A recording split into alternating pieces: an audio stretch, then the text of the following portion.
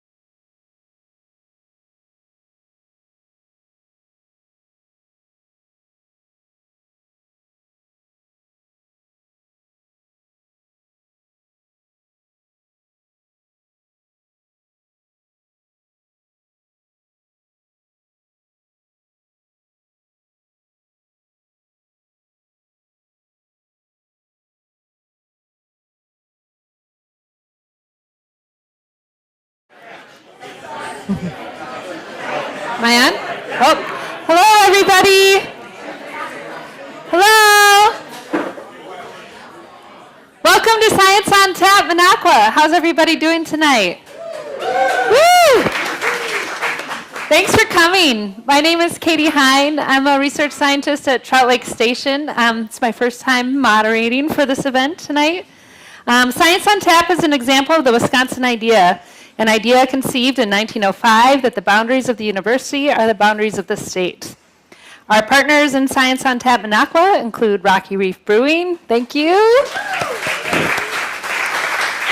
The Lakeland chapter of the Wisconsin Alumni Association, UW Kemp Natural Resources Station, UW Trout Lake Station, Minocqua Public Library, and WXPR Public Radio. Science on Tap is supported through a grant from the Brittingham Fund to the University of Wisconsin-Madison. There are 3 ways to watch. You can join us in person, like you guys are right here. You can watch on YouTube Live. When you watch on YouTube, you can ask questions in the comment box. There's also a link on our website. Just Google Science on Tap Minocqua. Or you can watch any event later on. You can go to our Science on Tap Minocqua website and click on Watch Archived Videos. Our next event will be on December 4th, right here at Rocky Reef. And the next event's topic will be on ice cream. Yeah, it sounds pretty good. Tonight we have Mary Beth Collins. She's Executive Director of the Center for Community and Nonprofit Studies at UW-Madison. Mary Beth holds 2 postgraduate degrees, a Master of Arts degree, and a law degree from UW-Madison. At the Center for Community and Nonprofit Studies, she and her team conduct teaching, research, and outreach about community efforts and the nonprofit and civil society sectors. She has almost 20 years of experience as an attorney, advisor, teacher, and organizer working for strong civil societies, effective organizations, and healthy communities. She is the lead author of the Civic Health of Wisconsin report and helps to facilitate the Civic Health of Wisconsin initiative. So she'll get into all of that here in just a few moments, but per tradition, we have some trivia about Mary Beth. She is proudly from La Crosse, Wisconsin, where her parents and all her 4 grandparents were born. She's a big fan of Wisconsin sports and Wisconsin supper clubs. Although she grew up here in Wisconsin and made it her home, she also has worked extensively abroad. She studied in London, England, and Barcelona, Spain, and she lived for 6 months in Buenos Aires, Argentina. She also did a capacity building project for civil society. It was funded by the U.S. Embassy in the island nation of, oh, I forgot to ask you how to pronounce it. Timor-Leste. Ooh, sorry. That there was we go. Yeah. Which I had to look that up. Anyone know where that is? Yeah, like north of Australia. Mm-hmm. So here's the real trivia question. Which of these 3 international cities has Mary Beth not worked for or volunteered at? One is A, Paramaribo, Suriname, B, Guadalajara, Mexico, or C, Freetown, Sierra Leone. Who votes for A? Who votes for B? Who votes for C?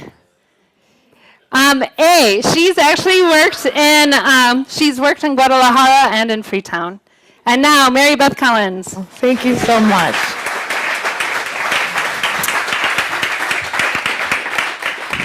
Well, thank you so much. Everybody that knows and loves me in my real life, the rest of my life, my personal life, would know that I'm happy as a clam being in a brewery and talking about civic health. And I really, really appreciate the invitation, and thank you to the organizers and our host, Rocky Reef Brewery. Super fun to see this wonderful third space and the craft that they're doing here in Minocqua, or not Minocqua, in the area. I'm still getting to know the area, so forgive me.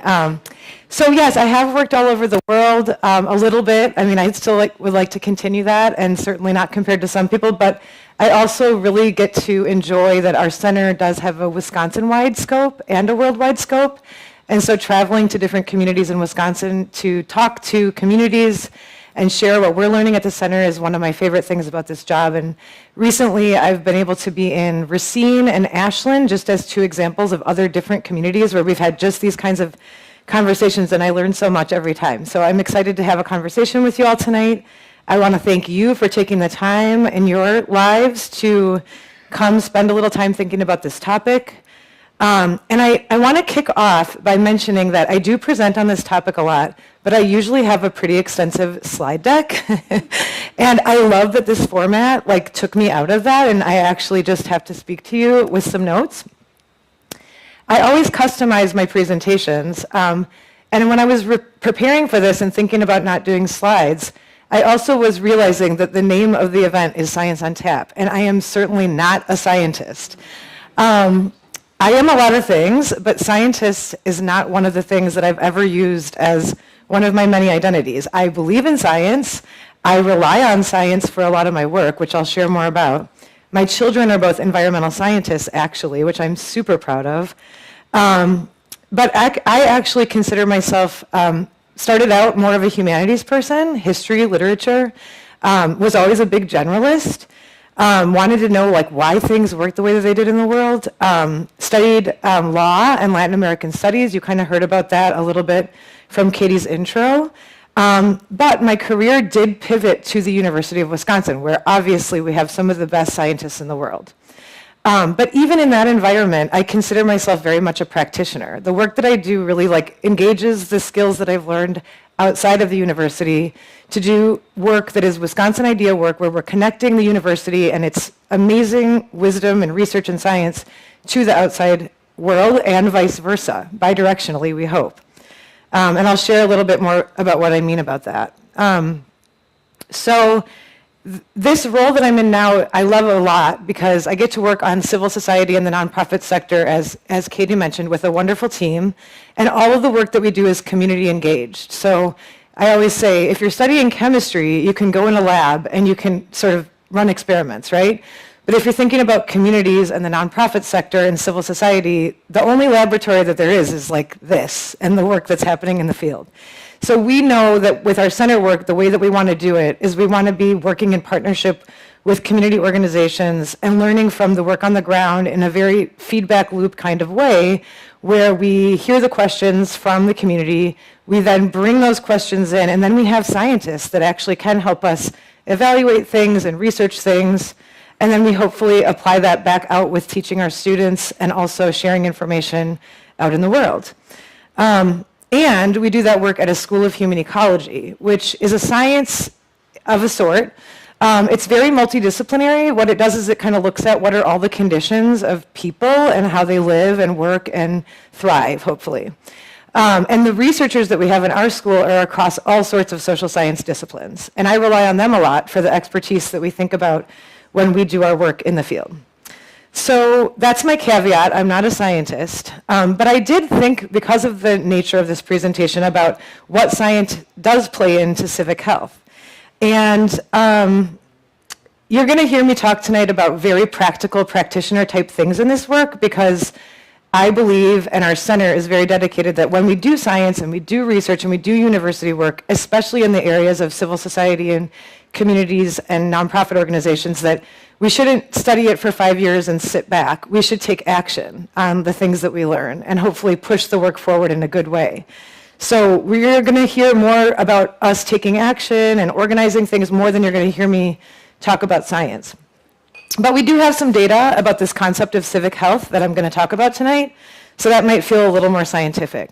But on a deeper level, there is science that underlies the things that I'm going to talk about. So there are some civic health whisperers that I think about a lot in this work, and one is Alexis de Tocqueville. Are people familiar with who Alexis de Tocqueville was back in the early days of the United States? This is a French diplomat that came to the United States in its earliest days and said, wow, these people are organizing in beer halls and corners, talking about what should happen next with their community and their country, and this kind of organizing and talking to each other is what's going to allow them to scaffold up a truly democratic nation.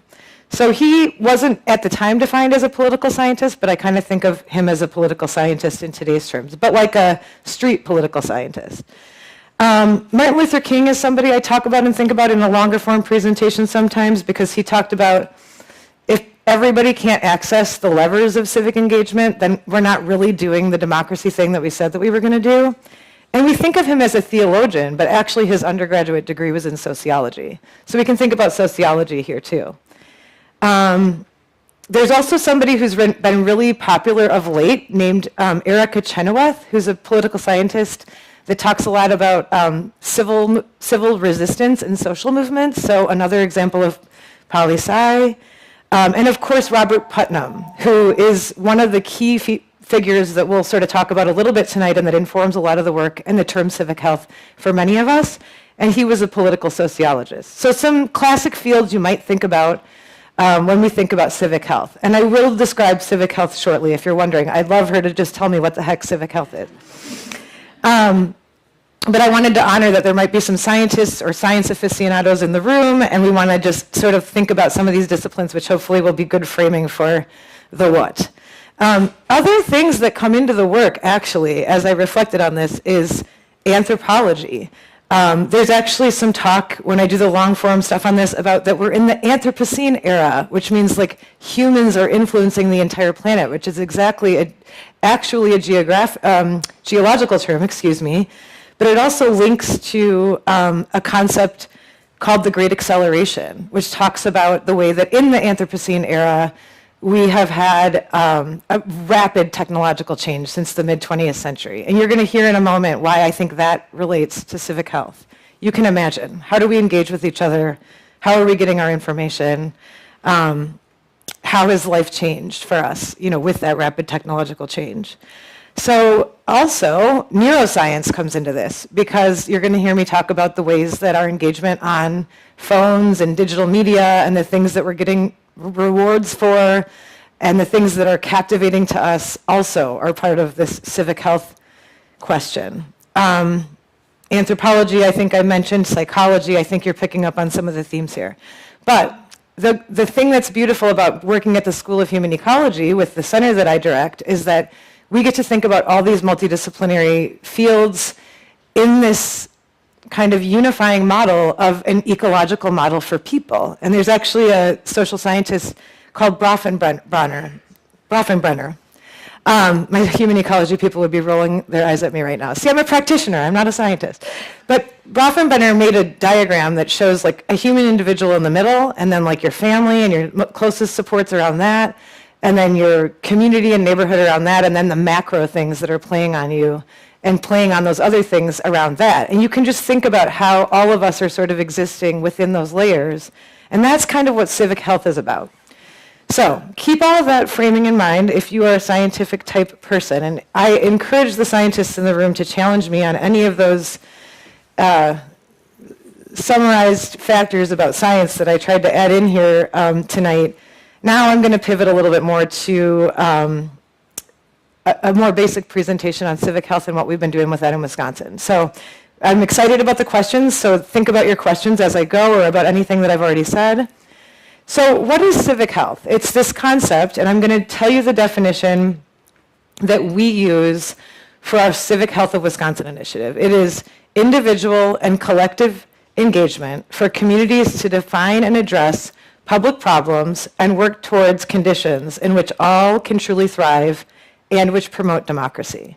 So the idea of how do people come together and solve problems, create better communities together, and allow for everyone to participate in democratic systems to continue that work. The Civic Health of Wisconsin initiative is, as I mentioned, the group that sort of set that definition. And that is a group that I'm going to share with you a little bit about the backstory of the group, but it's an initiative that our center supports. And it is a coalition, and it is a network-based initiative. So when I talk about it, I'm kind of representing that group, but it is the work of many, many, many different colleagues and groups out there, which, again, I'll share about. Nonpartisan organizations that are concerned with aspects of civic health. When we talk about civic health, we talk about a list of types of behaviors that can help us understand how civically healthy a community or a group or a person might be even. So I'm going to just list off what some of those metrics are. So considerations of civics education in communities, considerations of media habits and what media we have the opportunity to consume and that we're consuming, our voting habits, whether we engage with our elected officials, whether we attend public meetings, whether we join groups, whether we engage with people with different viewpoints than us, whether we protest or boycott, whether we give philanthropically, whether we volunteer. Those are some classic markers. Whether we help our neighbors is another one, which I love because it's like informal and a lot of Wisconsinites do it. So these are considered indicators of civic health. And why did this definition emerge and why does it matter? So I mentioned Robert Putnam before. So this is usually the way that this story kind of starts of our awareness of the issue of civic health. In 2001, Putnam wrote the book Bowling Alone. And it kind of hit the scene and was really popular and compelling to people. And it said that we were basically suffering in the United States with a decline of social capital. And that was his term. And the way that he was seeing it as a political sociologist was that the United States used to be a place like de Tocqueville saw, and all the way through the mid-20th century, where people joined groups and they went out in community and talked to each other. And through this, they scaffolded up the underpinnings that are needed for democracy.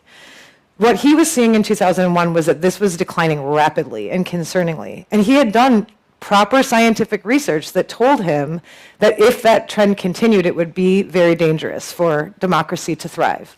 He had done studies in places like Italy after it reorganized in the 20th century, and he would go to provinces and say, these people are really engaged and their government institutions are working. These people are not, and they're not. So I'm very much simplifying it, but there was research that backed up his theories. Now imagine that narrative in 2001. People were like, this seems concerning, but also we're doing okay. What's happened since then? We've had a rapid change in technology. We are all living our lives to some degree through screens. Nobody could have predicted that in 2001. We had a global pandemic that actually made it important in many cases that we not gather together in person. And we've seen an incredibly concerning uptick in our distrust as a society in each other and in our many institutions that were previously trusted. And I would pair that with saying there are reasons to not trust institutions as well. We need trustworthy institutions if we're going to trust them. So we've also seen a loneliness epidemic that has been written about now by the Surgeon General of the United States in the last presidential administration. And we've seen the way that these features of decline are affecting our polarization, threats in our society, and actual health threats as well, like physical health threats, which is why the Surgeon General wrote a report on the epidemic of loneliness, because it's not just like a nice to have. These features of either being engaged civically and connecting with other people or not are actually very determinative of true physiological health outcomes. Meanwhile, those factors seem to also be correlating to decline in democracy globally.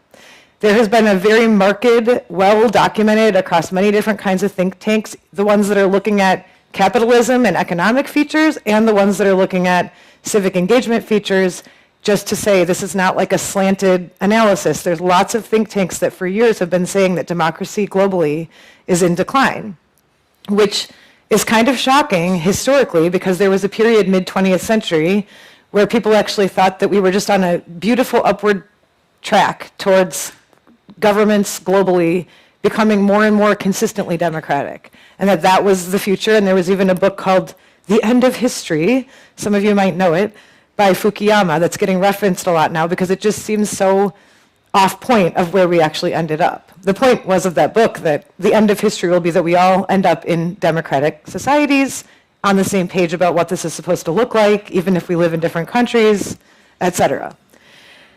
So I'm not trying to like bring the whole tone down here. I am going to give you some hopeful things, but the point is this is why civic health matters, okay? And well before we had all that information that I just shared, even in the 2010s, there were organizations in Wisconsin that were saying, we've heard of this term civic health. There are groups that seem to be able to research civic health in their states, in their municipalities. We should be doing that in Wisconsin. I don't know if you were here in the 2010s in Wisconsin, but the 2010s in Wisconsin was a time where we thought We were all kind of like on the same page a lot more than it turned out we actually were. We were discovering some pretty big divisions in our state. And so these nonpartisan university centers like mine and other groups were saying, like, we should probably be looking at like what's happening here. And there was a Civic Health Index research data source that we could use to actually learn about what was happening in Wisconsin. And that's what gave us information about those civic health metrics that I just described earlier. Like, do people volunteer? Do they vote? Do they talk to their neighbors? All those things.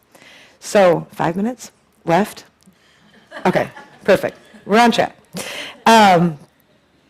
So we found a way to get a group together in Wisconsin that wanted to do the first ever Civic Health of Wisconsin report. And we did that. We worked with a national organization, the National Council on Citizenship, Conference on Citizenship, that could help us get the data.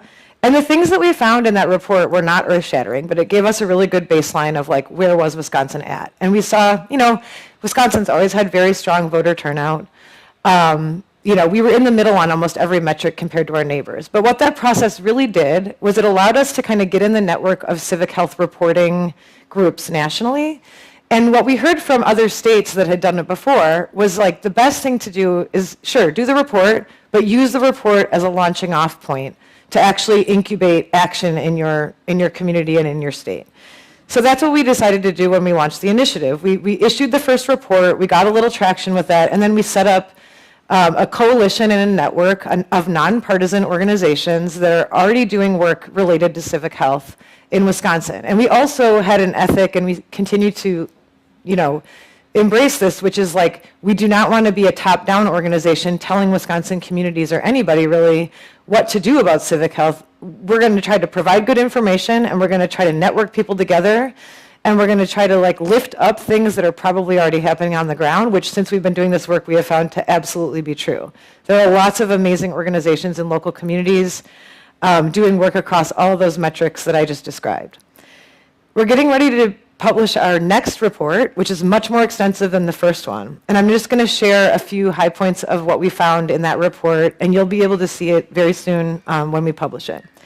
So we know, interestingly, the Wisconsin population and demographic stuff, not that much has changed that dramatically through the last census period, but we do see pockets, especially in areas like this that have less infrastructure, where aging population is really increasing and concentrating with less support. We also see that Wisconsin-wide, there's some really hopeful economic stuff. Like, Wisconsin actually has some pretty hopeful signals economically, but there are also pockets in Wisconsin that are not experiencing that. So I think that's just more like helpful background information about the infrastructure that we might need for the future that civic health can help support. We also saw that we continue to be a very high turnout state when it comes to voting and registering to vote, that we continue to increase. But also, the kind of dark side of that is that we are a purple battleground state. And so the amount of, I'm not saying this is necessarily a bad thing, but I'll kind of get to the point of why I say it's the dark side. We have tons of national organizations and attention on us and money coming into our unfettered campaign finance scenario in the United States in Wisconsin. So we have good voter turnout. That's awesome. We've always had it. But also, like, coming with that is people being completely saturated with information and the sort of polarized vibes of those elections, right? And it's on a scale that's almost hard to imagine. I mean, the last Supreme Court election in Wisconsin, a state Supreme Court election, was a lot of money. I can't remember the exact figure. Millions, not billions, but billionaires were involved. That we continue to have like the most expensive elections like every single time, right? So we're experiencing voting and elections in a very specific way in Wisconsin.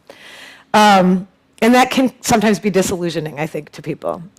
We also see that Wisconsin has had a decline in local media, which is very concerning because, like everywhere else in the country, but that's very concerning because what it does is it makes it difficult for people to navigate local issues, and it makes the proportion of news that they're getting and information they're getting heavily weighted towards very macro, national, big picture things, which can really result in a sense of a lack of agency, of like, what am I supposed to do about it? And when I maybe used to be able to learn about this local issue in my local newspaper, I now don't have a reliable source of information for that. A bright side of that we're seeing is that there is a sort of surge of nonprofit media trying to fill that very important gap, and which I think is a wonderful development from sort of this awareness that's building around some of these ecological factors for our civic health. We also saw that Wisconsin took the biggest hits of any of our neighboring states in volunteerism during the pandemic. So we dipped really low. People kind of disengaged from that formal volunteering during the pandemic. And we saw that Wisconsinites seemed to hew a lot towards like talking more to their family and neighbors as opposed to, talking a lot to their family and friends as opposed to talking to neighbors during that pandemic period. So this idea of like kind of getting closer to the people that you already know well and are maybe like-minded with, as opposed to those like random encounters that like make you think about somebody else's point of view a little bit differently. And we also, there's some demographic indication that people are sort of living in more concentrated pockets of political like-mindedness as well. So I think it's if you just reflect for a moment on like whatever you would think of as like a previous era, and the things that I've talked about so far, you can kind of imagine how like this arc has happened, where we've had this decline in connection, we've had some factors come in with the media and technology and the way that we live that could really exacerbate some of these trends in kind of the wrong direction. Another really important factor that we see in all of our civic health work is that Wisconsin actually has a pretty low bar for civics education requirements. So people actually are not really having to learn that much about civics per se compared to other states before they graduate high school, for example. But there luckily is a group that's working on that a lot. So I have good news at the end of all of that. We do see that there is an incredibly increased awareness of this notion of an ecological approach to civic health. That when we started this work, we would go talk about civic health and everybody would be like, what in the world are you talking about? And now sometimes like you even hear it on the national media or you hear other people in Wisconsin talking about it. And this is important because in a previous era, doing get out the vote was sort of like the version of civic engagement that we thought about for sustaining our democracy. And you can see from what I've shared here today that like thinking about this ecological model is going to be really important for the future of holding it together, right? It's not just getting out the vote anymore. It's a lot of other things.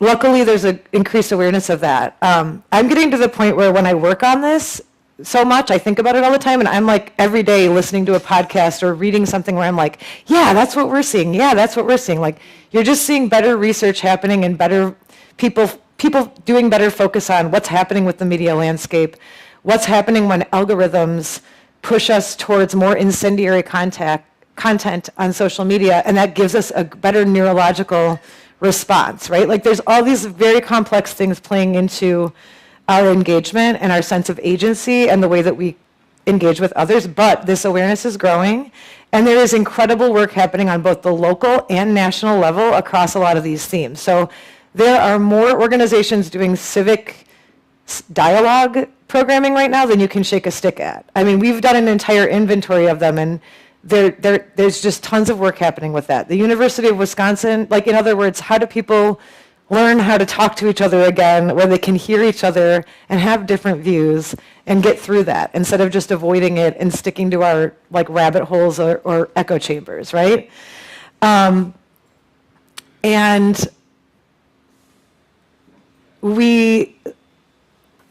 I'm just noticing that I'm about at time, but I just want to wrap up with a couple of other hopeful things. So the other thing I want to leave you with before we go into Q&A, national and local, great efforts happening across all of these efforts. So we have a long ways to go, but like there is great stuff happening, and we do have this statewide hub, the Civic Health of Wisconsin initiative that is connecting both national organizations into Wisconsin, local organizations in Wisconsin across regions.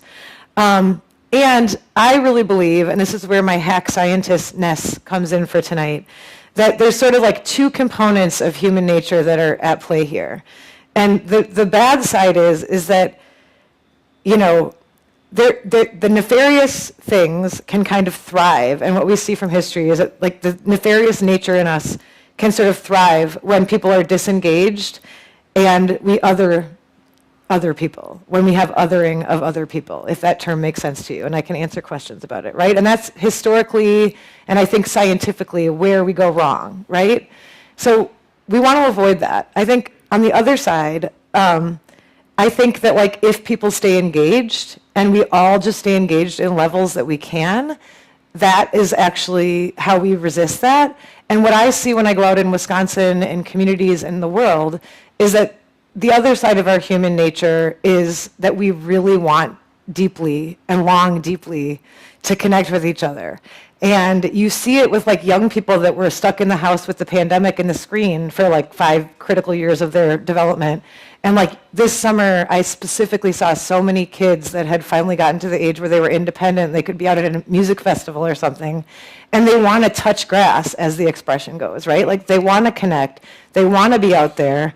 So I think our better side, our better angels, like really want to live together in community and peace and have that authentic human experience. So if we just don't disengage, right, we have a chance to like lean into that better side. And the other thing that I like to emphasize is like we don't have to own it all. There's a lot of things to worry about right now. But if we all just stay engaged in ways that we can play a little role across any of those metrics that I talked about on any of the issues that we care about, we can sort of rely on like a network theory or a little bit of a safety net that we build together across that constellation of responses. And so for that, we actually have this like civic health habits list of suggestions of how, and this is where we've gone from the science to the action, because we actually translated all the data that we see across civic health metrics into like, so what? What is a person supposed to do about this? So there's recommendations in there about like media habits and volunteering or supporting an organization that you think is doing great work in your community. So I hope that that somewhat rambling, no slides involved, I would like to say, initial discussion, like gives you some good food for thought. You all are experts in this as much as I am in many ways because you live in community and you're experiencing it too. So I'm very excited to hear what you have to say and what questions you might have for me, and I'll open it up. Thank you.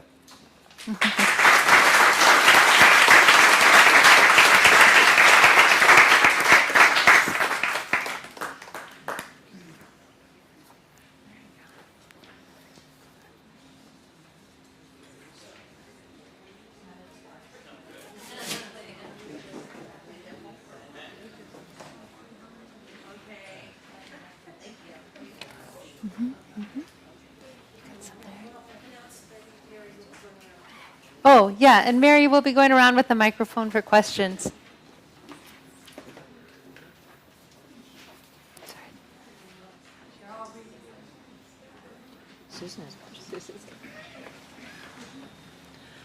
So you mentioned the 2010s. Yeah. And I didn't grow up here in Wisconsin, but I'm pretty old, and I remember that time. And I really remember 2011. Mm-hmm. Act 10, Scott Walker. Yeah. Seemed like a huge dividing line in Wisconsin in terms of civic good behavior. And I'm wondering if you have the same sort of timeline and if that happened all over the Midwest or what was going on around the rest of the world.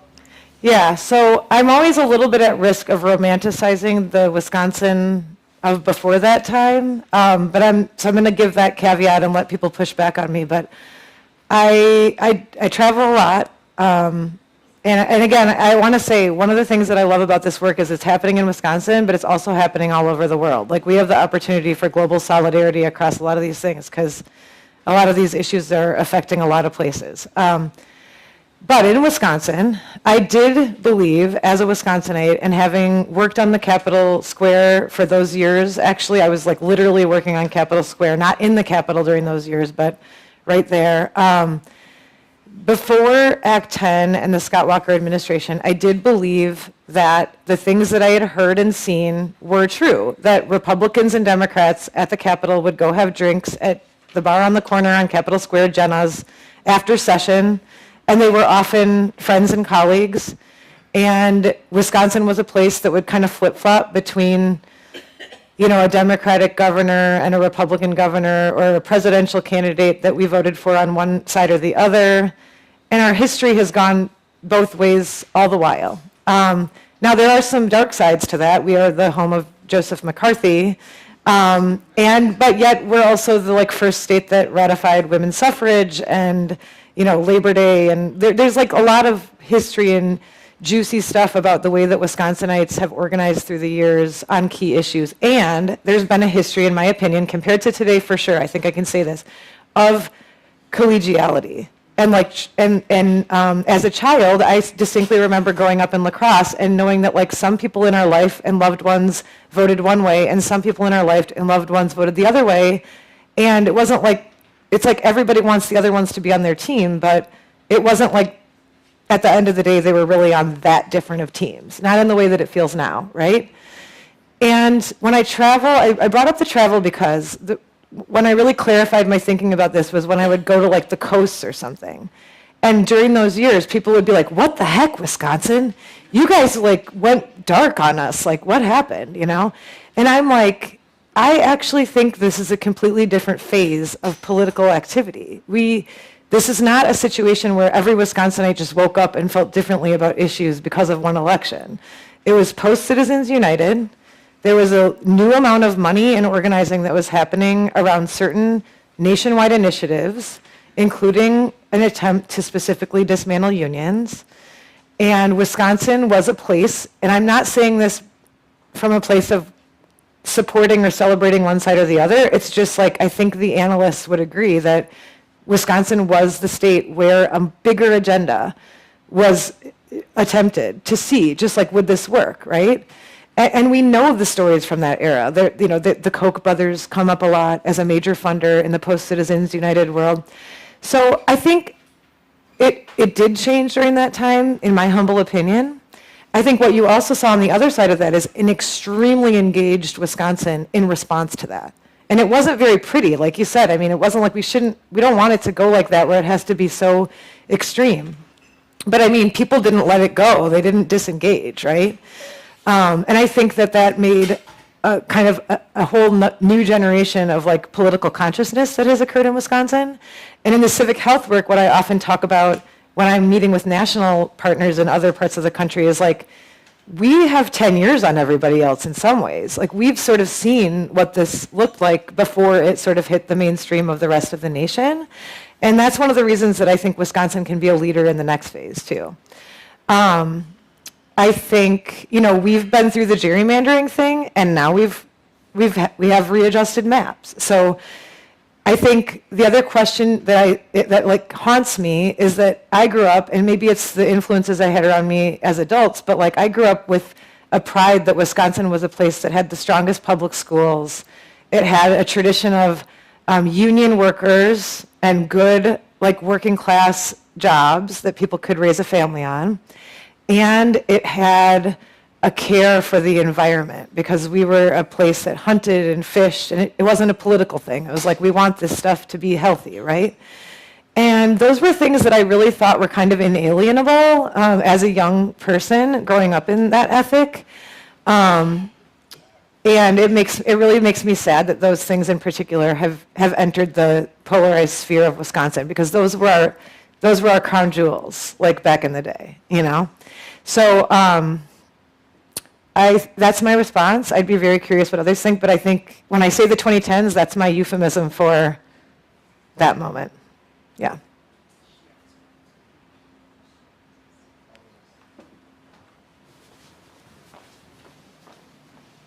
Social media was also a new thing in that moment. We didn't even know what was about to hit us, right? Yeah. Hello. Hey. I also think about 2010,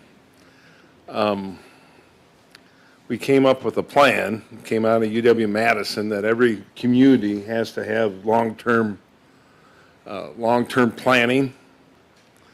And I think that was a situation where actually it was commanded by the legislature. Every little community has to think out 10, 15 years, all this planning. Yeah. And it was a failure.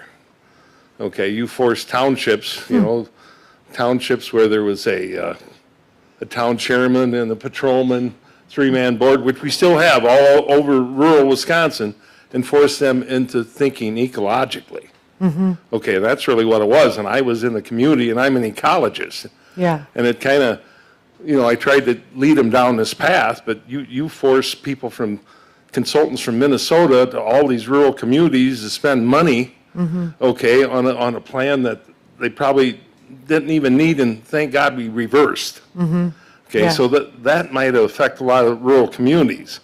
But what I'm getting at, the terminologies that you've used are borrowed sustainability.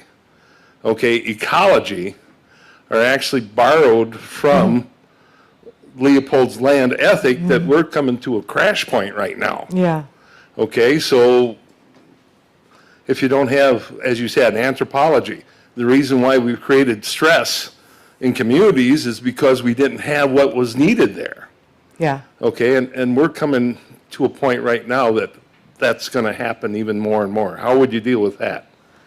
Yeah, so first I want to address the notion of the kind of like policy ripple effects that might have occurred when well-intentioned like Madison politicians or people that have been steeped in like the science, frankly, right?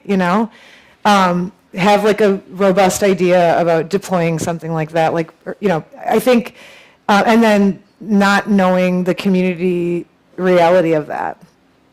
And like creating unintended consequences, like, well, now they have to pay. I'm sure that they weren't like, great, we want all these communities to pay a Minnesota consultant, but like in order to complete the thing that they were requiring, that was the consequence, right? So, I think there is incredibly important work that's been done by Kathy Kramer, for example, on how there's like this out of touch thing that also happened in Wisconsin that I don't think we can blame only the outside post-Citizens United like rupture on, and that is potentially this other element of not giving communities what they need for their own self-determination in their own manner that works best for them, that they know best. And I can't speak for government as much because I work more in the civil society sphere, but like what we talk about in the civil society sphere is like the people that are closest to the problem are the ones that should be the most empowered to do the thing.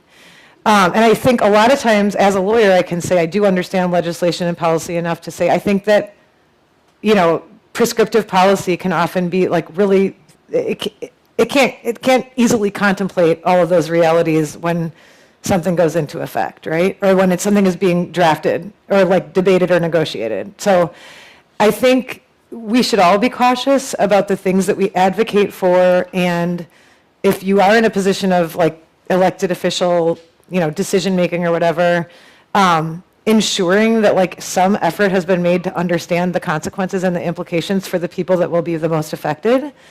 And we should, ideally there's a feedback loop, right? So that you can actually get that information back. Government doesn't work that nimbly. If you pass legislation, if everybody cries out about it the next year, I don't think that's going to be like an overnight fix. So that sounds like an unfortunate example of perhaps a lack of understanding of the real implications on communities.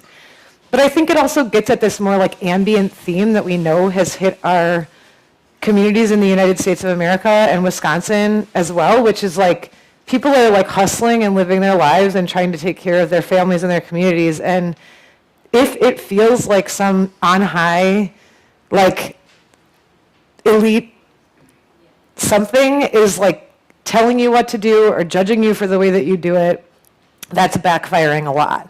And it's kind of a side note, but I've been obsessively listening to the audio version of Demon Copperhead, the new Barbara Kingsolver book. And it really gets at this theme in a really beautiful narrative fiction way. So I think that's point one. I think point two about like, what I think you're saying is like we're facing an existential sustainability, environmental, and natural resources crisis. Is that what you're kind of saying for part two? I think at that time, the thought of this graduate student was we need that for urban planning and urban sprawl to Yeah. save, and it should have been targeted at big cities, but you forced townships. Fair. Okay, that actually, so it pitted rural against urban. Yeah. Okay, yeah, and maybe that's what we've rolled out Yeah, from that. Okay, Yeah, and yeah. we deal with it today. yeah. I think it's a really good point. I think, again, from the more civil society and community perspective, an irony that I see is that a lot of urban communities and rural communities are actually facing very similar problems. But in a policy framework like this, I can absolutely see how that felt like a inapplicable urban thing, elite urban thing perhaps, that didn't apply in the rural communities. But you also, at the end of your question, originally said something about ecology, sustainability, existential crisis. What are we going to do about that, right? And, not to be cute about it, but I think what we need to do about that is civic health, right? Like and this is a good example through which to look at why civic health matters. So I'll take the Milwaukee flooding that occurred recently. That was an example where immediate response was needed, and if neighbors had to help neighbors in the beginning of that, like many of these situations. So people trusting each other, leaning on each other, having a spirit of volunteerism, having a volunteer, or having a sense of community together, that protective element when everything else is failing is really important as a baseline. And as we face that climate example, that manifestation of a climate problem, for example, but it's applicable across many other scenarios. But also, people have the ability to press levers and advocate and pressure for, remediation and mitigation and policy that can actually help us keep the worst of it at bay, right? As much as we're able. I mean, if there are scientists in the room that scoff at that idea, I understand that too. I'm seeing my kids in my head. But I think, at a minimum, strategies for environmental degradation are going to be needed. And if we don't have an engaged public that pressure electeds to do what is needed for that, and if we don't have those natural community supports together, we're in a much weaker position to face what's bound to be some level of a challenge one way or the other.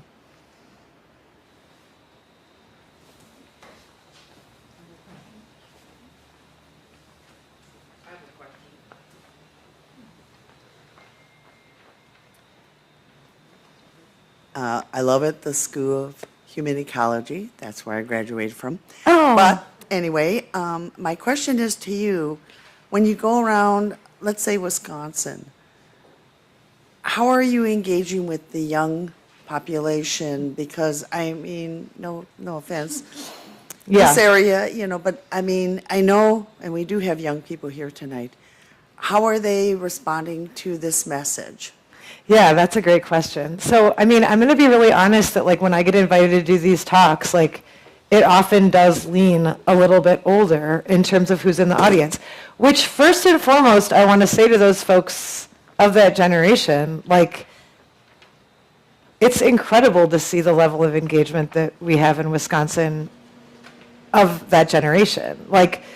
Anything civics, anything joining, anything get out the vote, when you go see how active people are in their 60s and 70s right now in Wisconsin, it's really inspiring, actually, to me. So I don't ever want to take away from that. I want to start with that. But it is true that the way that younger people are engaging now is going to need to look a little different, probably.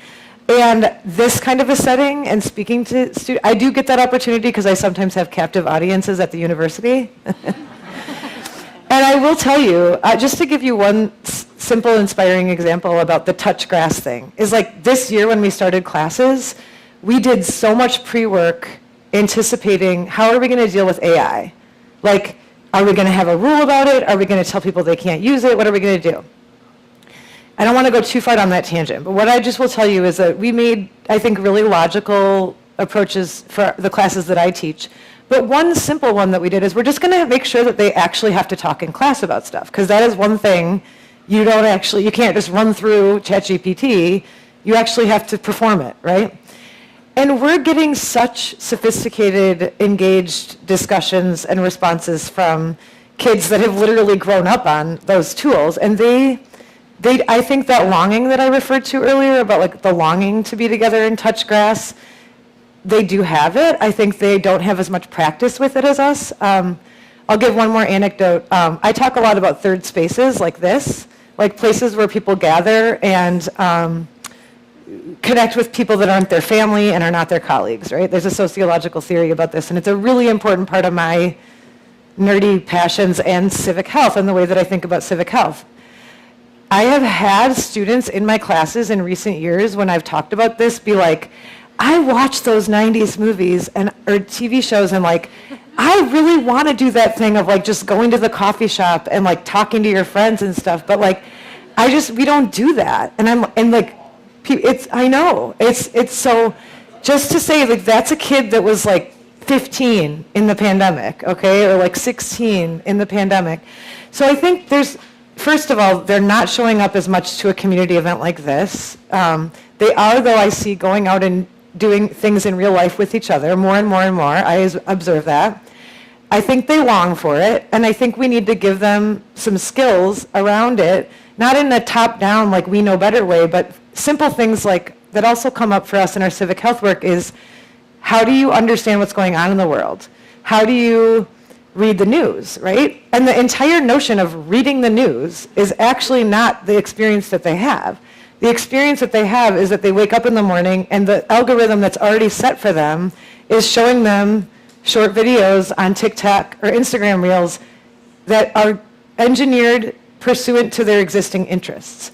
So if you're a kid that's really into environmental sustainability and you're really into like worrying about fluoride in the water, those are the things that you're going to be seeing as the biggest news stories of the day, right? I mean, I'm oversimplifying this, but there's things like that like they are experiencing very differently than we do. And I think there's also, as this has been widely discussed, I even heard an interview about it today on the radio about a program at Marquette, but this question of, do any of us have skills anymore to actually engage in intellectual discussion and debate or opinionated discussions or debate with pluralistic viewpoints?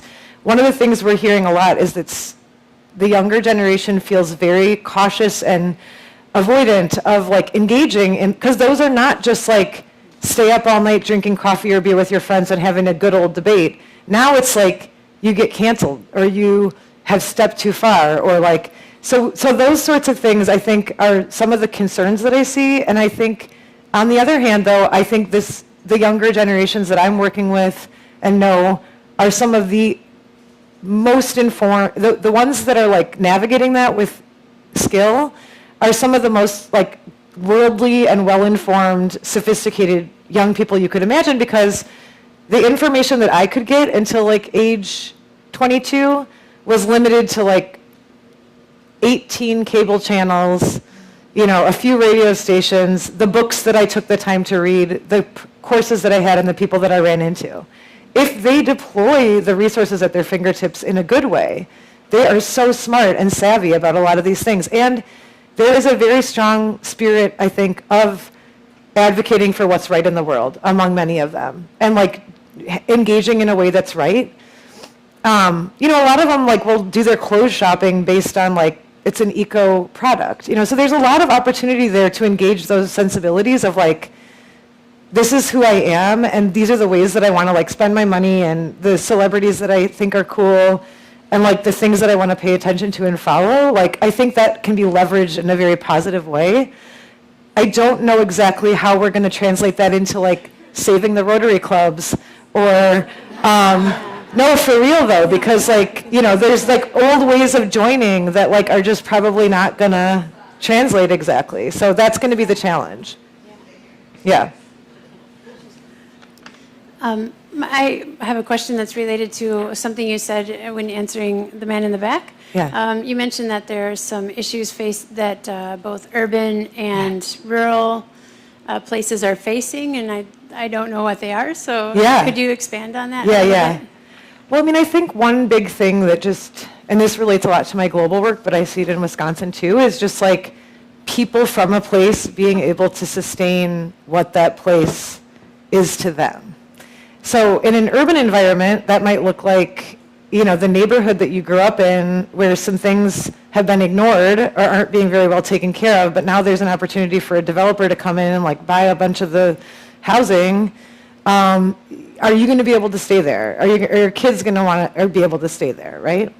In a rural environment in Wisconsin in particular, or in Timor-Leste, for example, it might be more the question of like, will there ever be jobs in this place anymore that the young people can stay in, or will we have to sort of like allow an external force to come in and be the economy because they have the resources, or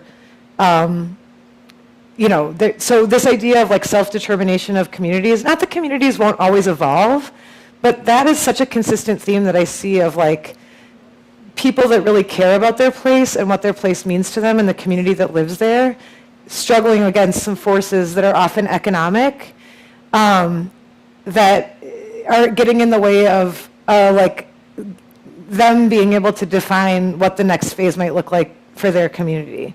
I think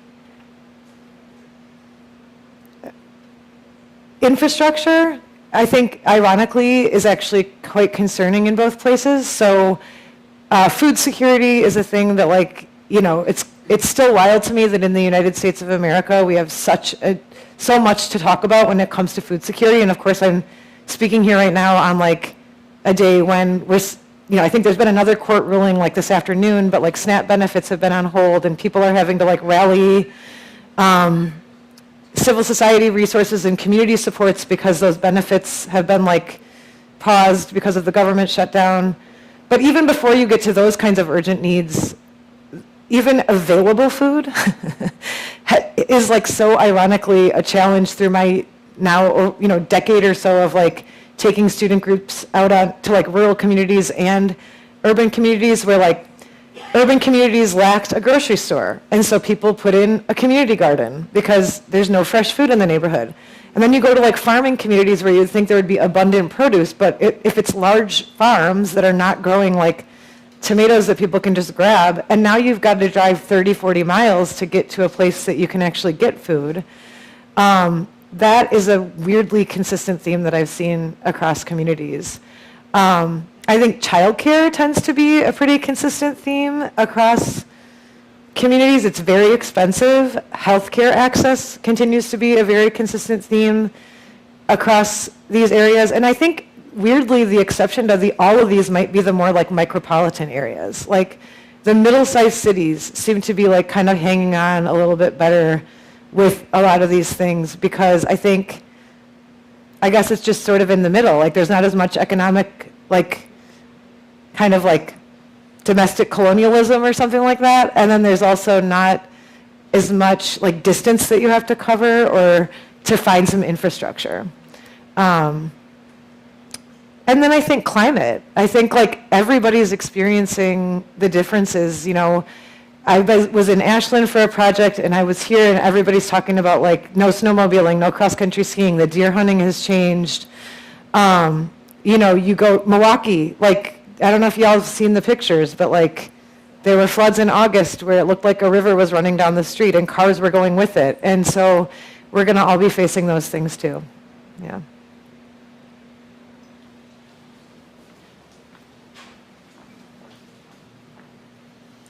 Could you describe or give some examples of some of those organizations or programs where communities can practice civic dialogue and engage with people that they don't necessarily automatically see eye to eye with? And I'm just really curious about the types of things that we could try here. Yeah, no, that's a great question. So first things first, I'm just going to mention that we have an entire inventory of those on our website. So if you want to peruse like a full list and see, how they're described, because some are really geared towards like classroom settings, and some are geared more towards like a community meetup where we get people of both parties together to discuss things. So one that does the like self-identified partisan thing, like getting Republicans and Democrats together, is Braver Angels. You might have heard of that organization. There's another organization called Uniters that actually, if nothing else, has some really great social media stuff going on where they go out and interview people and like showcase the fact that like people actually agree about a lot more things than they think, but they've kind of just been polarized into these like extremes, and that's actually scientifically true. When they poll about major issues, like we actually agree a lot on like 75 to 80% of a lot of things, but then we just think that we're like very far apart. So the Uniters, Braver Angels, those are both ones that can be like engaged in community, and there are chapters in Wisconsin that I can connect you to. There's also an organization called Urban Rural Action that we work with that's one of those national organizations. They do a really cool model of like active listening, and they teach it as like a course, but then also they've done like groups that use it in like community intervention projects and stuff. They like get groups together, cohorts, to work on like what should we be doing in this community, let's work on it together, with intentional recruitment of diverse perspectives and identities and stuff. And then, you know, in any of these cases, I'll just mention too that like if you are interested in a direct like in-place community intervention, I can put you in touch with any of these orgs. But also we are going to be having some virtual like trainings and things coming up. On April 27th, we're going to have our big biannual community conference, which is one of the things that the Civic Health of Wisconsin does, brings people together every 2 years. We're going to have the main site in Madison this year, but we're also going to have satellite sites for the first time. And we are kind of looking for a northern Wisconsin site. I think we have some friends in Ashland that'll probably be game, but it will allow for some streaming of some content in place, but then also having your own conversations. And one part of that is going to be some skills building workshops. So for sure with that, there will be like one segment that's about those skills. Like if you want to just wait till April, you can just tap into that. But if you're interested in like getting something more distinct going here, there's those organizations that I named and the ones on that list. And just through a contact with us, we can get you in contact.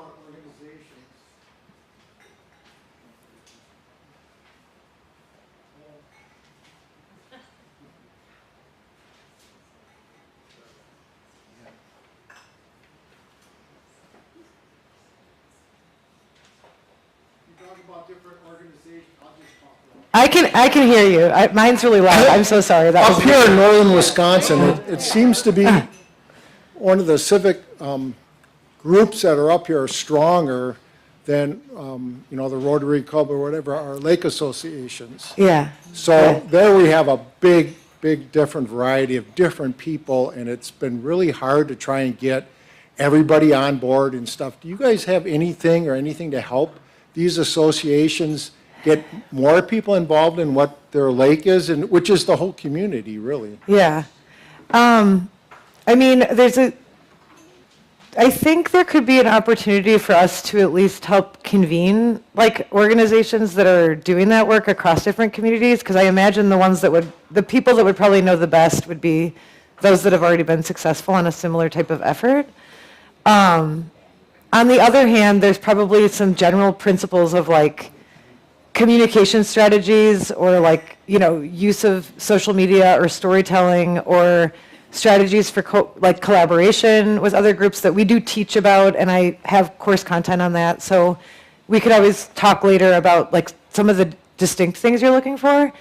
But that does seem like an area, especially in this region, that could be really robust for like also the multi-generational thing, because I do feel like that is one issue that I see young people being excited about, is like the natural resources and the sort of intuitive feeling of course we want to like make smart decisions about our natural resources in the earth and stuff.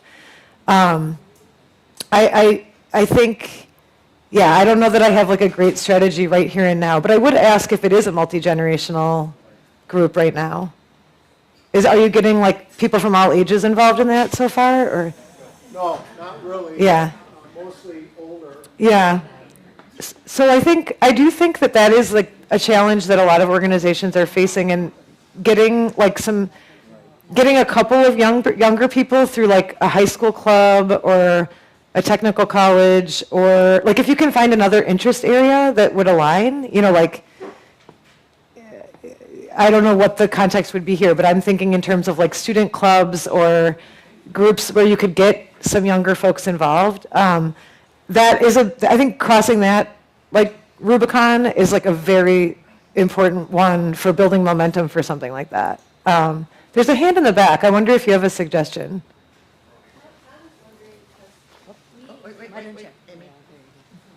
The community where we were from, we had some trouble with, I would say, adults behaving properly within the board. And we asked the students from the high school to come and be like the videographers to put it on the Yes. public cable access. And then we asked students to come and be representatives to the different things. And it was amazing how much better adult behavior got Yeah. when there were young people. No, that's so I wonder if, Yes. and the other reason I think it's important is because generally, I know there are people our age that have good technology skills, but generally, I think the young people beat us in that department. So we could like honor their technology skills and their contributions while helping empower them to become the next leaders of our community, and we step back and let them go. Yeah. Because I think a lot of times it's sort of like we're maybe patronizing is the word, and I think maybe that would be good because they just might need a way to learn or to figure out how to access and be important in our group and meaningful. And I was also wanting to bring up that my two nieces who are second and fourth grade teachers recommended I read this book called The Anxious Generation. Yeah. And I am pretty amazed at that. And they do talk about that same year that you talk about, 2010, being the important year because that's kind of when we all got a cell phone with a Yeah. smartphone in our pocket. Yeah. And the world became everything coming into us all the time. And so I think that's another thing that's good to read because there's more and more young people that aren't wanting to get their driver's license because they're scared they're going to hurt somebody. They're afraid to kind of get out in the world. And that's how I feel like maybe we could try to empower the young people to show us the way forward because they might lack a little of the confidence just because of what happened with COVID and the smartphone and all these things. Yeah. But they may be our hope. Yeah. I agree completely that like some of the generational like things are important to pay attention to. I also, and I love your anecdote about like bringing in the high schooler. That is such a smart tactic right there because you brought them in on something seemingly unrelated, but like the sunshine did what it was supposed to, right? But there's also in the civic health work a lot of experts that have for a long time been working on even just like giving young people proper roles on like school boards and city councils and boards of directors. And that is again, science. There's a lot of evidence from like really important researchers in the field that if a young person gets like one opportunity to do something that's engaged and that shows them that agency early, that they, for the rest of their life, their trajectory will be like more civically engaged. And I do think there's a lot of like anecdotal evidence that having young people involved definitely brings that sense of like responsibility and, you know, dignity back to the work a little bit when otherwise like petty things might get in the way. Obviously young people, I don't want to pathologize young people, you know what I mean? But like, I do think it's just like, it just is true that if you are like under the age of 30 right now, or even under the age of 35, like you have like an almost bionic ability to just like know how to navigate like a lot of the technology and social media channels and things like that without even thinking about it. I also think it's important to say that like that will not solve all of your communication problems as an organization, even if you convince a young person to help you with that. Like you still have to have the right stories but I think that the experience that the older generations have with being together and fighting, like discussing things through is like, but there needs to be sharing across those sources of expertise. But I mean, if you can get like one or two, preferably two. So as in my work in the nonprofit sector, another thing that we would often talk about in just traditional nonprofit organization stuff is like, it can also be dangerous to like bring somebody into your organization as like that person. Like, oh, we needed a young person, so get in here and like be those things for us, right? So I would also encourage like finding like a couple or a trio together that are like navigating it together. Because also like whatever the identity is you're looking for in a group like that, you're probably going to have to like adjust the culture of the group to meet that person a little bit more where they are. And if they're just going it alone, that's going to be very hard. And that can actually be a pretty big failure because they'll just be like, well, you wanted me to come in here, but now it's not working for me, or I don't understand the language you're speaking, or whatever. So you got to think about like hospitability and culture for bringing in people too.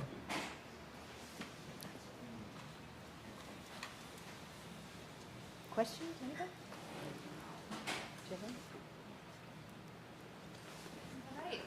Well, Thank you so much, Mary Beth. Thank you.